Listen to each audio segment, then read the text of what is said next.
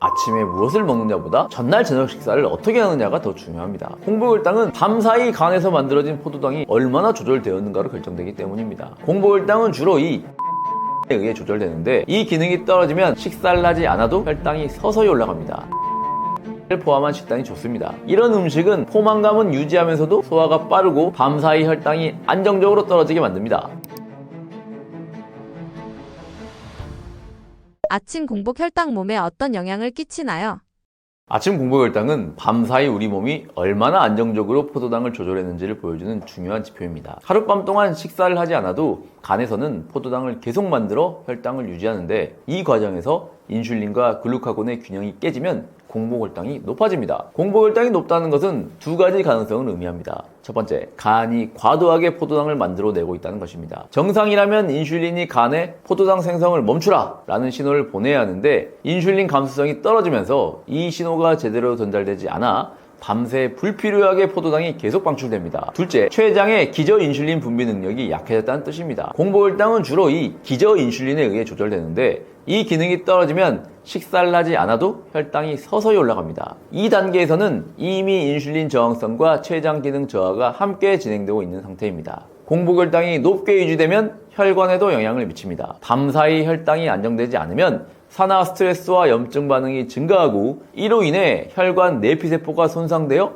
동맥경화 위험도 높아집니다. 또한 공복혈당이 높을수록 지방 분해가 억제되어 체지방이 잘 빠지지 않고 복부 비만이 심해집니다. 정리하자면 아침 공복혈당은 단순한 숫자가 아니라 간의 포도당 생산, 인슐린 감수성, 췌장 기능의 상태를 종합적으로 반영하는 신호입니다. 공복혈당이 높다는 것은 이미 몸의 대사 균형이 흔들리고 있다는 의미이므로 식사 조절, 충분한 수면, 규칙적인 운동을 통해 밤사이 혈당을 안정시키는 것이 매우 중요하다 볼 수 있겠습니다. 아침 공복 혈당 떨어뜨리기 좋은 음식에는 무엇이 있나요?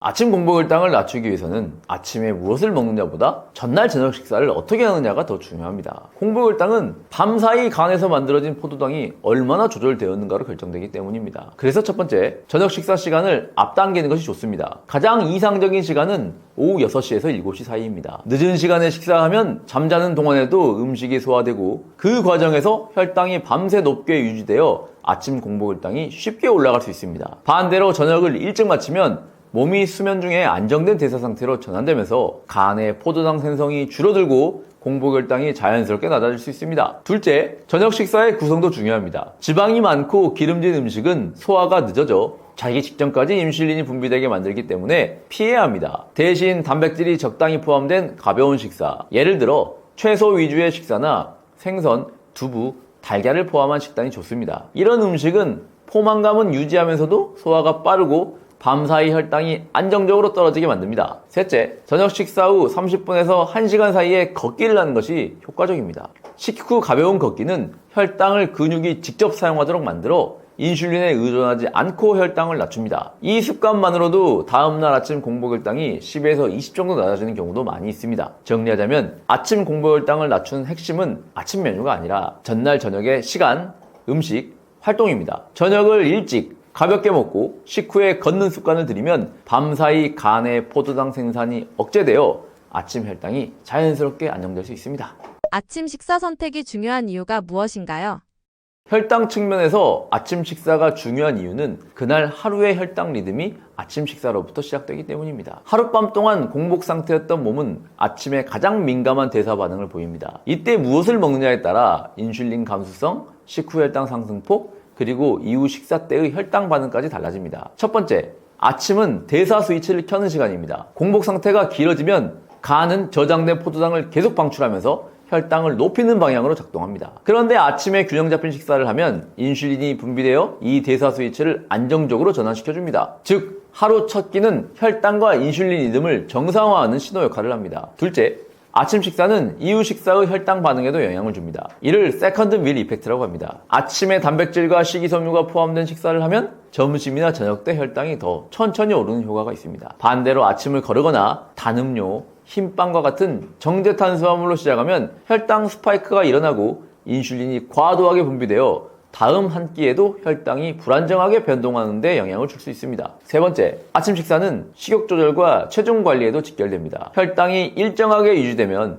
오전 내내 에너지 수준이 안정되고 폭식이나 단 음식에 대한 욕구가 줄어듭니다. 반면 아침을 거르면 공복 혈당이 더 높아지고 점심때 과식하게 되어 혈당이 급격하게 치솟을 수 있습니다. 정리하자면 아침 식사는 단순히 배를 채우는 첫 끼가 아니라 하루 전체의 혈당 안정성을 좌우하는 출발점입니다. 특히 단백질과 식이섬유 위주로 구성된 균형 잡힌 아침은 그날 하루 혈당의 폭을 줄이고 인슐린 감수성을 유지하는 가장 좋은 방법입니다. 당뇨약 없이 아침 공복 혈당 낮출 수 있는 방법이 있나요?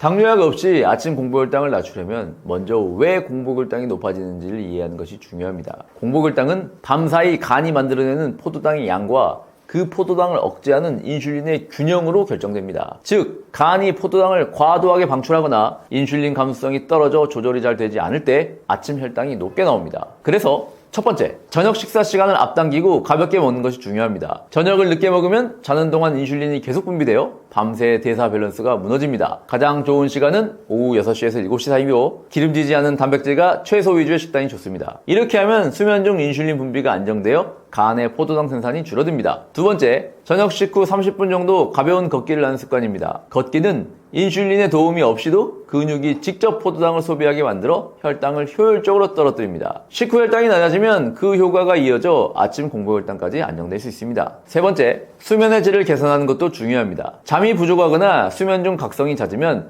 코르티솔 같은 스트레스 호르몬이 증가해 간에서 포도당을 더 많이 방출하게 됩니다. 특히 새벽 4시에서 6시 사이에 공복혈당이 오르는 새벽 현상은 수면의 질이 낮을수록 더 심해집니다. 정리하자면 아침 공복혈당은 약으로만 조절하는 수치가 아니라 저녁 식사 시점, 식후 활동, 수면 패턴의 총합으로도 결정됩니다. 이 세 가지를 꾸준하게 관리하면 약 없이도 공복혈당을 10에서 20 정도 낮출 수 있는 경우가 많이 있습니다. 이런 게 몸에서 느껴지면 당뇨가 시작된 거다 하는 증상들은 무엇인가요?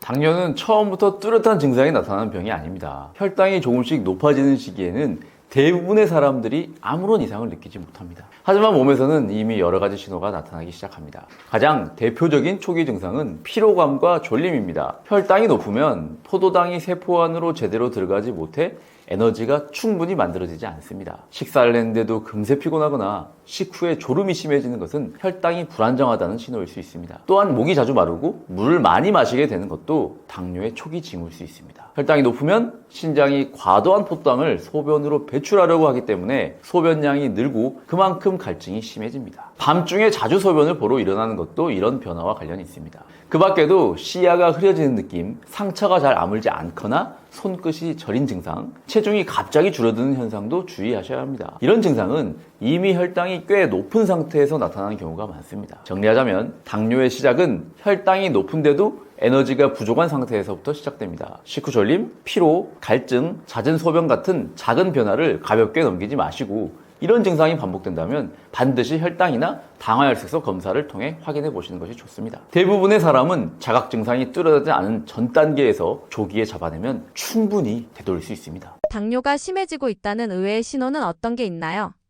당뇨가 심해지고 있다는 신호는 생각보다 일상 속에서 아주 미세하게 나타납니다. 혈당이 서서히 올라가도 처음에는 통증이나 뚜렷한 이상 증상이 없기 때문에 몸의 작은 변화를 민감하게 알아채는 것이 중요합니다. 가장 먼저 확인해야 할 신호는 피로감이 점점 더 심해지는 경우입니다. 혈당이 높을수록 에너지가 세포로 전달되지 않기 때문에 충분히 먹고 쉬어도 피로가 쉽게 해소되지 않습니다. 특히 식후에 졸음이 잦아지거나 머리가 멍한 느낌이 계속 든다면 혈당 조절이 잘 되지 않고 있다는 신호일 가능성도 큽니다. 두 번째로는 상처가 잘 아물지 않거나 감염이 잦아지는 경우입니다. 혈당이 높으면 혈관과 면역세포 기능이 함께 저하되어 잦은 상처나 염증이 오래가고 잇몸염증이나 무좀, 방광염 같은 감염이 반복될 수 있습니다. 세 번째는 시력의 잦은 변화입니다. 혈당이 불안정하면 안구 속에 수분 균형이 무너지면서 시야가 흐려지거나 초점이 맞지 않는 느낌이 생깁니다. 특히 하루 중에도 시야가 맑았다 흐려지는 경우는 혈당이 불안정할 때 흔히 나타나는 현상입니다. 마지막으로는 감정 변화나 불면, 두통이 잦아지는 경우입니다. 혈당이 급격히 오르내리면 교감신경이 과도하게 자극되어 불안감이나 초조함이 생길 수 있고 밤에도 쉽게 잠들지 못하거나 자주 깨게 됩니다. 정리하자면 당뇨가 악화될수록 몸은 조용히 신호를 보냅니다. 피로, 시야 변화, 상처 회복 지연, 수면 불안 같은 작은 증상들이 반복될 때는 단순한 피로나 스트레스로 넘기지 말고 반드시 혈당 상태를 확인해 보시는 것이 좋습니다. 당뇨는 갑자기 나빠지는 병이 아니라 이런 사소한 신호들을 오래 방치했을 때 서서히 진행되는 병입니다. 당뇨가 생기는 원인은 무엇인가요? 당뇨는 단순히 단 음식을 많이 먹어서 생기는 병이 아닙니다. 가장 근본적인 원인은 우리 몸이 감당할 수 있는 수준보다 훨씬 많은 에너지를 지속적으로 섭취하고 그 에너지를 충분히 쓰지 못하는 생활 습관에 있습니다. 현대인들의 식습관은 과거와 완전히 달라졌습니다. 정제된 탄수화물, 설탕, 가공식품이 일상화되면서 혈당이 빠르게 오르고 이때마다 췌장은 인슐린을 과도하게 분비해 혈당을 낮추려고 합니다. 이 과정이 반복되면 세포가 인슐린 신호에 둔감해지고 결국 인슐린이 충분히 나와도 혈당이 잘 내려가지 않는 인슐린 저항성이 생깁니다. 이것이 당뇨의 출발점입니다. 또한 운동 부족도 큰 원인인데요. 근육은 혈당을 가장 많이 소모하는 기관인데 움직임이 줄어들면 근육이 포도당을 받아들이는 능력이 떨어집니다. 즉 혈당을 처리할 수 있는 창고가 점점 줄어드는 셈입니다. 여기에 수면 부족과 스트레스가 더해지면 문제는 더욱 심해지겠죠. 스트레스 호르몬인 코르티솔은 혈당을 높이는 방향으로 작용하고 잠이 부족하면 인슐린의 민감도가 떨어져 혈당 조절이 어렵습니다. 정리하자면 당뇨는 단 한 가지 원인으로 생기는 병이 아니라 과도한 에너지 섭취, 부족한 신체 활동, 수면 부족, 스트레스가 복합적으로 작용한 결과입니다. 즉 당뇨는 현대인의 생활 환경이 만들어낸 대사적 불균형의 병이며 생활 습관을 바로잡는 것이 가장 근본적인 치료이자 예방입니다. 당뇨도 유전적으로 나타날 수 있는 건가요?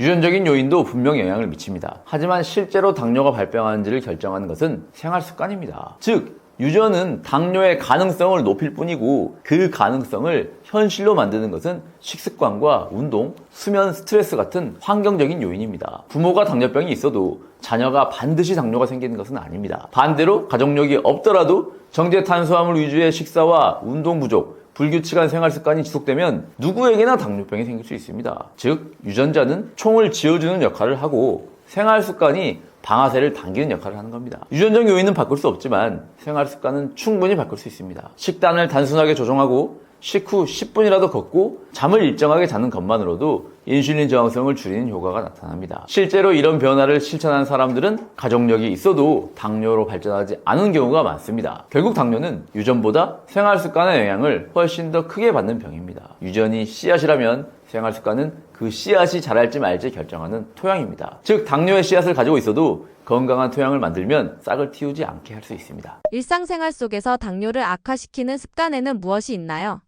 첫 번째는 불규칙한 식사 습관입니다. 식사 시간이 일정하지 않거나 식사를 거르고 한꺼번에 많이 먹는 것은 혈당을 급격하게 올리고 인슐린 분비를 과도하게 자극합니다. 특히 늦은 밤 식사나 야식은 췌장이 쉴 틈 없이 일하게 만들어 혈당을 낮추는 기능을 점점 떨어뜨립니다. 두 번째로 과도한 정제 탄수화물 섭취입니다. 밥, 빵, 면, 과자처럼 흰 밀가루나 설탕이 많이 들어간 음식은 혈당을 빠르게 올리고 인슐린 저항성을 악화시킵니다. 이런 음식은 포만감이 오래가지 않아 과식으로 이어지기 쉽습니다. 세 번째는 운동 부족입니다. 근육은 혈당을 소비하는 가장 큰 기관인데 움직임이 줄어들면 혈당이 혈액 속에 머무는 시간이 길어집니다. 특히 식후 바로 앉거나 눕는 습관은 식후 혈당을 높이는 대표적인 행동입니다. 네 번째는 수면 부족과 만성 스트레스입니다. 잠이 부족하거나 스트레스가 쌓이면 코르티솔, 아드레날린 같은 스트레스 호르몬이 분비되어 혈당을 높이는 방향으로 작동합니다. 이 상태가 반복되면 인슐린의 작용이 약해지고 결국 혈당이 잘 내려가지 않게 됩니다. 마지막으로 괜찮겠지 하는 안일한 태도가 가장 위험한 습관입니다. 혈당은 당장 통증을 주지 않기 때문에 관리의 필요성을 느끼기 어렵습니다. 하지만 바로 그 시기가 췌장 기능이 빠르게 무너지는 시기입니다. 정리하자면 당뇨를 악화시키는 것은 단 한 번의 과식이 아니라 불규칙한 식사, 운동 부족, 수면 결핍, 스트레스 같은 일상의 작은 습관들이 모여서 발생한 일입니다. 이 습관들을 바로잡는 것이야말로 약보다 더 강력한 치료법입니다. 안녕하세요. 오징어 약사의 혈당 블로킹을 쓴 저자이자 유튜브 채널 오징어 약사TV를 운영하고 있는 김선영 약사입니다. 현재 우리나라 성인 인구의 약 40%가 당뇨병 전 단계에 해당합니다. 즉, 2명 중 1명은 이미 혈당이 정상 범위를 벗어나기 시작했다는 뜻입니다. 이 단계에서는 특별한 증상이 없기 때문에 대부분 자신이 위험군에 속해 있다는 사실조차 인식하지 못합니다. 문제는 이 시기를 지나면 췌장의 기능이 빠르게 떨어져 돌이키기가 어려운 진짜 당뇨병으로 진행될 수 있다는 점입니다. 그래서 지금 바로 조심해야 할 때입니다. 혈당이 200을 넘기 시작해서 관리하는 게 아니라 공복혈당이 100을 넘는 순간부터 생활을 돌봐야 합니다. 식습관, 수면, 운동, 스트레스 관리, 이 중 어느 하나라도 무너져 있다면 그 부분부터 점검하는 것이 필요합니다. 혈당 관리는 단순히 병을 막기 위한 노력이 아니라 몸의 대사 시스템을 되살리는 일입니다. 지금 혈당이 정상이더라도 40% 안에 들어있을 가능성을 생각하고 조금 더 조심스럽게, 조금 더 일찍 실천을 시작해야 됩니다. 지금의 작은 관심이 10년 뒤의 건강을 결정합니다. 오늘의 한 끼 식사, 한 번의 걷기, 1시간의 수면을 더 신중하게 선택하는 것이 가장 확실한 예방법입니다. 당뇨병 전 단계는 당뇨병의 시작이 아니라 아직 되돌릴 수 있는 마지막 기회라는 사실 꼭 기억하시기 바랍니다. 그리고 이 시점에서 저의 책 오징어 약사의 혈당 블로킹은 그 마지막 기회를 잡기 위한 가장 현실적이고 과학적인 길잡이입니다. 복잡한 의학 이론이 아니라 실제 혈당을 안정시키는 식사법과 습관이 담긴 가장 실용적인 혈당 교과서로 여러분들의 건강 회복 여정에 도움이 될 수 있을 거라고 자신 있게 말씀드립니다. 감사합니다.